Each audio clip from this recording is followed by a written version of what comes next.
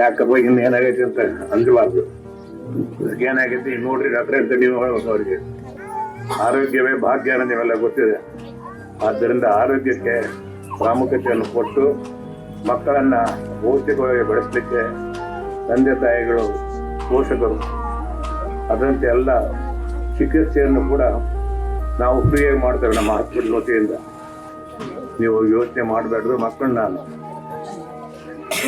ಆರೋಗ್ಯಕ್ಕೆ ತೋರಿಸಿ, ಡಾಕ್ಟರಿಗೆ ತೋರಿಸಿ ಸರಿಯಾದ ಔಷಧಿಯನ್ನು ಪಡೆದುಕೊಳ್ತಕ್ಕಂಥ ವ್ಯವಸ್ಥೆಯನ್ನು ಮಾಡಿರಿ.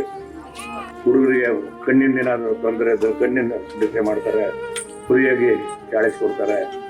ಹಲ್ಲಿಂದ ಏನಾದರೂ ವ್ಯತ್ಯಾಸ ಹಲ್ಲಿಂದ ವ್ಯವಸ್ಥೆಯನ್ನು ನೋಡ್ತಾರೆ.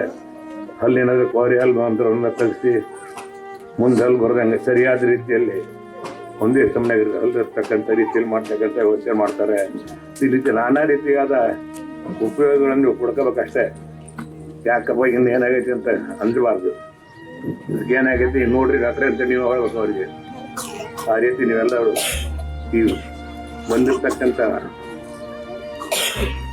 ಸದುಪಯೋಗವನ್ನು ಸದುಪಯೋಗ ಪಡಿಸ್ಕೊಳ್ಳಿ ಅಂತೇಳಿ ನೀವು ವಿನಂತಿ ಮಾಡಿಕೊಂಡು ನಾನು ಸಂತೋಷನ ಉದ್ಘಾಟನೆ ಮಾಡಿದ್ದೇನೆ ಅಂತ ಹೇಳಿ ನಿಮಗೆಲ್ಲ ಶುಭವಾಗಲಿ ಅಂತ ಕೋರಿ ನಾನು ಮಾತು ಜೈ ಹಿಂದ್ ಜೈ ಕರ್ನಾಟಕ.